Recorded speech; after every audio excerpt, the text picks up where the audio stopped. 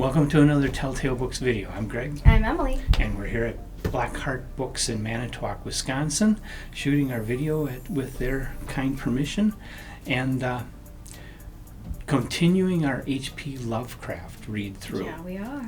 With his 22nd published story. We're only at 22. And we're only in 1921. Oh, goodness. This was published in October 1921. It's titled The Tree, and it was published originally in the Tryout magazine for October 21. And it's not part of any series. Yeah, it's kind of a standalone, which is interesting for him. Usually he has kind of these universes he likes to write in, and this one's very much a standalone. Exactly. So, I like it a lot. You ready for the Okay. synopsis? Go for it. All right, two artists who are roommates are very talented sculptors. Do you know that they are roommates thing? They were roommates. Where in history they always said, oh yeah, they were really good friends or roommates, but they were actually lovers. Oh, Anyway, okay.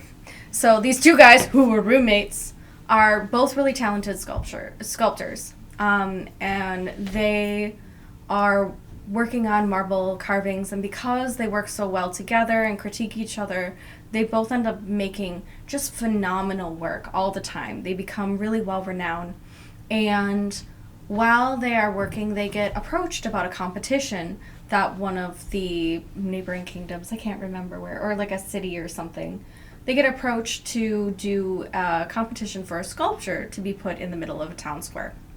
And so they both begin their sculpting. They're both going great, but then one of the artists ends up getting sicker and sicker and sicker and sicker. And the other artist just kind of takes care of him, kind of puts everything else on the back burner. They care about each other so much. They kind of have this really strong relationship. They've lived together for ever since they can remember. And the one artist who is sick is constantly going out into the olive tree grove to just experience nature, get fresh air, try to take care of himself, try to feel better. And eventually he does end up getting killed by his illness. So the other artist ends up being super distraught about this. He is just absolutely devastated that his friend has died, but he continues to finish up his sculpture anyway, and ends up winning the competition and getting picked to have his sculpture go to this town square. Unfortunately, during the celebration of him winning and the town kind of putting on a big to-do about it, I forgot the major part. After this other artist died, one of the olive trees in the orchard ends up getting bigger and bigger and more mean-looking, kind of creepy, looks kind of haunted, really freaking him out, sort of thing. But everyone's like, well, it's the spirit of this other artist or whatever, kind of became the rumor. So while there's this big to-do about the other sculptor winning this competition, there's a ginormous storm that comes out of nowhere, blows this ginormous tree branch from this tree into the house and into the studio of that sculptor, kills the guy, and ruins the sculpture. And to this day, the tree just becomes more and more disfigured and haunted and whatever. And so that's basically the whole story. Spoiler alert. It's a really short Lovecraft. It is. Yeah, it's kind of interesting. I like the dynamic of it, but It's not typical Lovecraft. It's no, very it different really for him. isn't.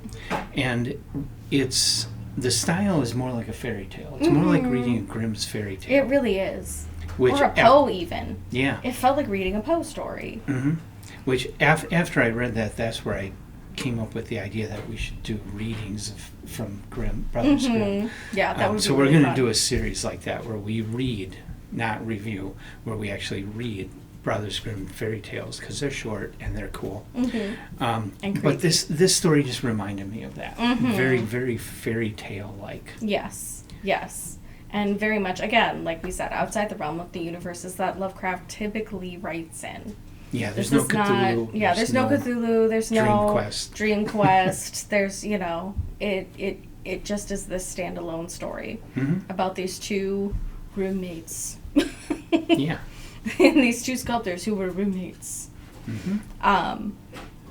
which, I mean, it's kind of a take at face value story. I do like the dynamic and like this beautiful chosen family situation that they built together, because as much as I joke that they were roommates, that they were gay lovers, Lovecraft probably would not have written that. He was known to be very racist, and so probably also. Well, but the sexual side of it, he never got married. He was friends with people who were homosexual. It's hard to really say It's that hard he to had know any for kind sure. of problems with that. But otherwise, yeah, he disliked everybody who wasn't British. Yeah. So, I mean, who knows? But I like this chosen family situation that these two artists built together. I love that it was a collaborative environment too. Like, as a creative myself, it was kind of fun to see that the reason they were so good was because they had each other to critique each other and to challenge each other to be better. And to see the fruits of that labor over time is really cool. Yeah. And that's how I think creative atmospheres should always be. Like, I've been in corporations and other places where, as a designer, we were put into an atmosphere where it was not meant to be collaborative, it was meant to be competitive. And that's not healthy, to just make things strictly competitive. So to have that combination of collaborative and the collaboration built first in this story, and then have it kind of become competitive where neither of them really cared who won. It was more about making a great work and working together to do it. And then having the tragedy strike, which was, you know, the main climax of this story. So it was kind of nice to see a creative writing a creative story about how to have healthy creativity. Yeah. Which is what I appreciated about this the most. Although healthy psychology is not usually what we associate with H.P. Lovecraft. No, it's kind of surprising to see that come from him. And a little refreshing, all things considered. So. And I didn't bring it, but I have this story in Dagon and Other Macabre Tales, which is an Arkham House book.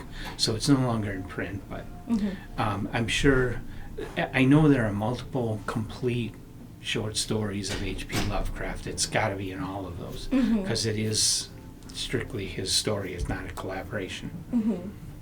So, and of course, I forget to bring my copy to show you. Oh well. Oh well. And I know I've held it up. HP, do we have a copy of that as well available on our Etsy store, I think?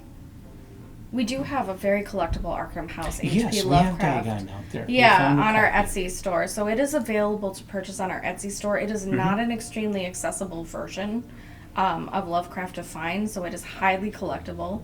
We do encourage you, if you want access to it, we do have that available on our Etsy. We'll throw some links or something in the description here of where our Etsy is or whatever. Yeah, it's at the end of the video. Yeah, we'll Etsy throw it out and there. Pango and all of our social media. Yeah, so it is available there, but there, of course, are much more accessible versions of H.P. Lovecraft to get to that are less collectible, a little easier to access. Greg has a fantastic annotated copy of H.P. Lovecraft stuff here. Yeah, but I've got that for The Nameless City. The tree isn't in it. Oh, bummer. Yeah. I was able to access it from the complete works of H.P. Lovecraft, which I purchased a digital version of on Amazon through Kindle.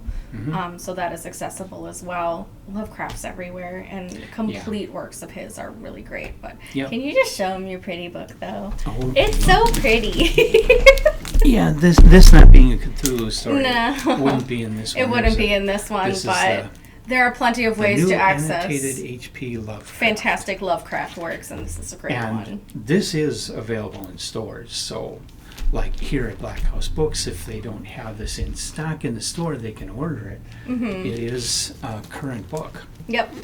And they also are available on bookshop.com, so if you want to support Blackheart Books on bookshop.com or .org, I can't remember which it is. I think it's on com. I don't remember. One or the other. It is available on there, both in digital copy as well as a physical copy. So go ahead and have a look for that, and that'll be super fun. But yeah, there's not much more to say about this story. No, it's a nice little story, but it's not what you're expecting from H.P. Lovecraft. Yeah, it's not a top tale, in my opinion. No. It kind of falls short for me on that. It is a very delightful, creative, lovely story about love and loss. Mm-hmm. But that's as far as I would take it for this one. There's Yeah. nothing extremely profound or horrifying in particular about this, except the only theme that is consistent in this for Lovecraft is that nature doesn't give a shit about you. So if a tree falls on you and you die, that's just the way it goes. Yeah. So just reminding us of our mortality and that nature is just going to take us out whenever it feels like. Yep. So look out for storms and falling limbs. And trim your trees on the regular. Nah. Yeah. So Let them fall and scratch your garage. that's what we get insurance for. Heck Yeah, right. Ugh. We're not reliving that. Anyway. So, Okay, what's the so next one in our H.P. The Lovecraft next series? one is The Nameless City. Oh, my least favorite one. We'll have a fun time with that, I guess. All right. So, that's the next in our series. Leave your comments about the tree or H.P. Lovecraft or related things in the comments section for everybody to enjoy. Come back for The Nameless City and all of our other Lovecraft and other videos. And hit the like button, hit the subscribe button. And we'll see you next time. Thanks for joining us. Bye. Bye.